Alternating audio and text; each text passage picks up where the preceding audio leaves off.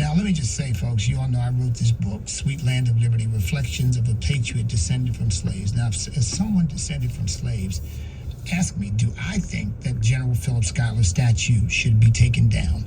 Absolutely not. Now, why not? Because the man fought for the liberty that I myself enjoy. You know, I don't know what it's going to take to, well, look, we know what it is. They're trying to legitimize the country. They're trying to basically set the stage for the fundamental transformation of the country by demonstrating, showing people that America is so inherently evil, so inherently wrong, so inherently bad, that you got to almost start all over again with their vision. And their vision is a Marxist vision, it's a communist vision, socialist vision.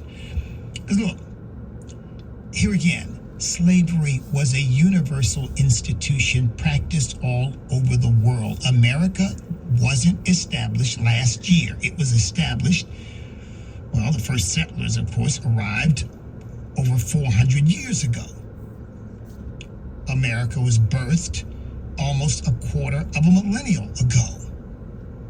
And to try to take today's ethics and apply it to people who lived 200 or 300 years ago and say we're going to punish them ex post facto, we're going to punish them. We're going to punish them in their graves. I mean, it's just, folks, it is exasperating. It really is. It really is. Every single American, I don't care what the color of your skin is, ought to be grateful for those Revolutionary War heroes because they were fighting for our liberty, even though they may not have fully understood that then. But God did. God did. And they were setting the groundwork for us to be the freest people in the history of mankind. Man, this stuff is just, it'll get to you if you let it, folks. It really will. 888-589-8840 is the number. That's 888-589-8840. Let's come to your calls. Let's go to Richard in Virginia. Richard, welcome. Thank you, sir, and I just thank you that you're one of America's greatest patriots. I appreciate that from the bottom of my heart. You mentioned earlier about elections. If we can't beat the CIA and the FBI, we will never win an election again. For years, before these machines outwork paper ballots on elections, it's hard to cheat on a paper ballot. That's what we need to get back to. And I don't know how Congress is going to do that, or the states are going to do it. But it is hard to cheat. It might take a couple of days to get the results, but we need to go back to paper. Thank you. Thank you, Richard. And by the way, Richard, I agree with you. I absolutely agree that we should not be using electronic ballots. To me, they're too subject to manipulation. I don't mind machines counting the paper ballots, but I want paper ballots. And that way you've got proof of how people voted. You've got proof of what the count was. You can check it. But with these electronic machines, we know what are we hearing now about AI? What about AI? If that software can replicate your voice, why would it be able to replicate your vote? I mean, so I agree with you 100%. And here's the only thing I'll say is this. Every single American, particularly those of us who love and care about this country and love this country more than life and more than our own sense of power and self like these leftists do, we've got to be vigilant. We got to be at these polling places. We need to make sure that there are conservative officials watching over the polling process. In other words, you may not be able to stop all the cheating that they want to do, but you can certainly make it hard for them and you can discourage it. And that may be enough if people show up to vote. That may be enough to win with such overwhelming numbers that they're not able to cheat their way out of it. Thank you for the call, Richard. Let's go to Raul in California. Raul, welcome. Good morning, Bishop. I enjoy your show, and I think I agree with just most about everything you say, but I got to say this. We are losing the battle with the left. And we may win the war in the end, but the thing is, they've got so much up their sleeve. They've got the law behind them. They've got and they protest. The right is, we want to do everything right. We want to vote. We want to abide by the Constitution. And I agree with that. But there are sometimes we have to fight back. And, you talk about, when they mess with our children, it's going to get physical. Yeah, it should get physical. If somebody comes into my house and tries to steal something from me, I'm going to shoot them or I'm going to beat them up. And, I'm not a violent person, but some people, like a bully, if they keep picking on you got to hit them. And then he'll stop. And these people need to be attacked or something. I mean, if it was a black man getting prosecuted like Trump, half our cities would be burned up by now. Oh my goodness gracious. I just don't understand. Something's got to be done. Well, thank you so much for the call, brother. Look, and again, my warning is again, it is not a prescriptive recommendation, but a predictive warning that you can't keep messing with people's children and not expect a violent reaction. Okay? So the real answer is stop messing with people's children. Leave the children alone. I hear what you're saying. We've got to fight this on the high plane of moral excellence, as Dr. King once said. We're going to win. George Washington was also losing, and I remind Christians of this all the time. George Washington was losing most of the time. I mean, he was losing, but he wouldn't stop fighting. And eventually, when the moment of truth came, he won the war, as you put it. So that's why we have to keep fighting. I agree with you. It's not looking good. That's why, again, we need political leadership that understands we are in a cultural revolution and is going to oppose it. I mean, I heard Josh Hawley on television earlier talking about this, and I said, now that he was talking about it in a way that I don't hear the presidential candidates talking about it, and they've got to talk about it that way because the future and fate of our country is literally hanging in the balance. Thank you for the call, Raul. Let's go to Pam in West Virginia. Pam, welcome. Thank you, Bishop. How are you today? Great to hear from you, Pam. Yes, I'm just appalled that this country has come to the point where taxpayers pay for an elaborate celebration at the White House. And I just don't understand how can he continue to spend taxpayers' money?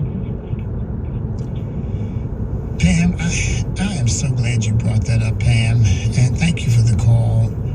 You were right. I mean, I hadn't even brought that up. I hadn't even thought about that one. But all of this elaborate celebration of homosexuality and gender-bending confusion, look, if people want to do that, it's a free country, and they can do that. And by the way, I respect their right to do that. I really do. I don't agree with them, but I respect their right to do that. But there's no constitutional or legal authority to take taxpayer money to further some sort of sick sexual agenda. And so you are right, Pam. I mean, what do they think they're doing? And then denigrating the flag in the process is just adds insult to injury. 888-589-8840 is the number. We'll be back in a moment.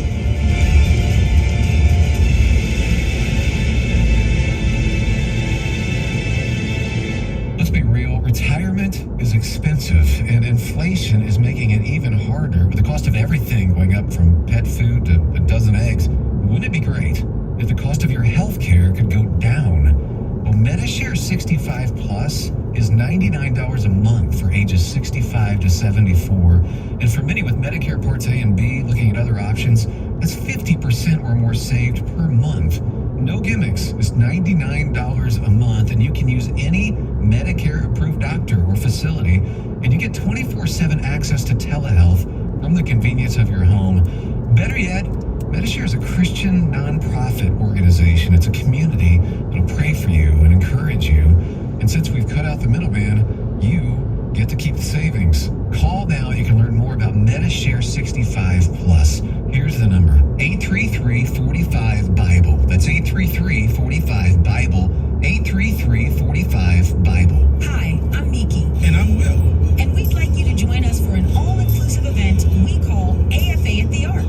First annual? Who knows? It's certainly the first time anyway. It's a mini conference, and you can potentially stay with us in the same hotel, ride with us on the same bus, eat with us in the same dining room. Help us keep track of our kids. That could be very helpful. The event is October 26th and 27th, and we'll tour together, worship together, have panel discussions with our family and Wesley and Walker Rollins families. We'll even have a special presentation by Ken Ham, CEO of Answers in Genesis. The Marriott Cincinnati Airport Hotel has blocked a limited number of rooms for us at a discounted rate, with several meals included. You can register, book your room, and learn more at marriagefamilylife.net. That's marriagefamilylife.net. And we hope to meet you at the first ever AFA at the Ark. I hope to see you there.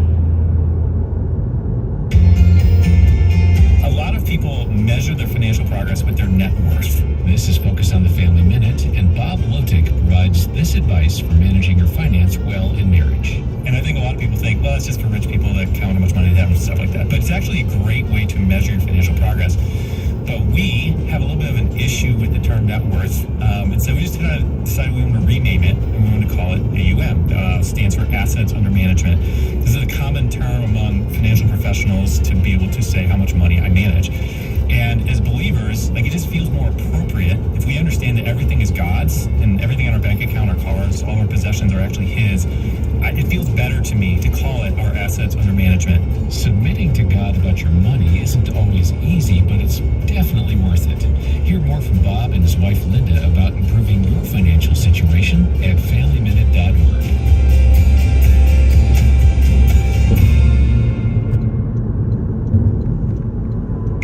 Back to the Awakening with Bishop E.W. Jackson on American Family Radio.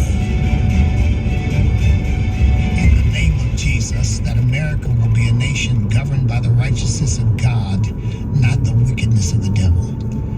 And that is our stand, and we've got to continue to stand. And we're going to win. We are going to win. I believe that with every fiber of my being. And it's what drives me forward. It's what keeps me going. That God is still on the throne, and the gifts of calling of God are without revocation. God gave us this great country as a gift to every single American, and we as Americans must make sure that it's preserved inviolate as God intended it to be. Not some sort of Marxist, secular, socialist, totalitarian, tyrannical, sexually perverse nation, but a nation whose God is the Lord. 888-589-8840 is the number. And by the way, not some sort of racially divided, tribal nation with people warring against each other on the basis of whatever the left can come up with, but one nation under God, indivisible, because that's the pathway to liberty and justice for all. 888-589-8840 is the number. Let's go to Lisa in Tennessee. Lisa, welcome. Hey, Bishop, nice to talk to you. I'm going to try to do this real quick, and you just added a little bit of fire to the fire here, whatever you want to call it. Okay, Lisa. You were talking about this country was given to us by God, okay? But our forefathers, that they had to fight for it, and we had to fight against the British. Those were the enemy. Our enemy now are the ones that are the Marxist citizens that are trying to do everything in their power to rob us of our freedom. So when are we going to wait until our right to own arms are gone? Or when are we going to stand up and say, you're not taking our country, and you take the back seat? I mean, I'm not calling for violence, but I'm saying I don't want to see us wait until all of our rights are stripped and we have no weapons to fight with, and we just lose our country just because we've sat on our hands. As a Christian nation, our forefathers were Christian, and they were not afraid to stand up and fight for the country. I just don't want to see us lose it to that, you know? Yeah. Well, Lisa, look, you and I are on exactly the same page. People ask sometimes, aren't we at the point where we ought to take up arms? And my answer is no. Because we still have many constitutional mechanisms at our disposal, and we can't give up until we have exercised all of those. I mean, and think about some of the good things. Thank you for the call, too, Lisa. Think about some of the good things that are happening all over the country. Think about these parents that have risen up. Think about people who've been kicked off school boards and prosecutors been kicked out of office, and a lot of good things are happening in the interim. And think about these ministries that are arising. I mean, think about the existence of American Family Radio and American Family Association and the whole family of ministries under this ministry. All of these things to me are indications that God has a remnant. And the Bible says, I believe it's in Isaiah 5, that unless the Lord had left to us a very small remnant, maybe 5 may be wrong, but unless the Lord had left to us a very small remnant, we would have been like Sodom, we would have become like Gomorrah. We've got a remnant in this country, and with that remnant, I really believe God can turn the whole situation around. So yeah, Lisa, we can't sit around waiting for that. Obviously, we got to be doing everything in our power to make sure that is the ultimate outcome. Just like George Washington didn't go home and say, well, things don't seem to be looking too good, so I think I'll just go home to Mount Vernon. No, he fought until the British surrendered. Let's go to Tricia in Texas. Tricia, welcome. Hello, welcome. Thank you so much for taking my call. I'm a buff, and I love history, both secular and biblical. And we've never been in times like we are now. And this is Jesus' battle. If we take up arms, this is the excuse that the Biden and all his followers are ready to declare martial law. He has to stay in power. He's got to keep it in because he cannot not be in power. So if we can help him by taking up arms, he is going to declare martial law, and it's over. Yeah, it's over. What we need to be doing is getting our families in prayer every day, and it is remembering that it is a spiritual warfare. It's not a physical, it's spiritual. And we can't help him take this country now. We have to help God. That is with prayer and supplication, and then there's also the convention of states. All right, Tricia, thank you for the call. And we need to proclaim the truth of God's word. That's the other thing. And folks, sometimes in these circumstances, it can cost you to tell the truth. It can cost you to say, no, I don't believe in same-sex marriage because I don't believe that's a marriage. I believe marriage is only what God made it to be, one man and one woman in the bonds of holy matrimony.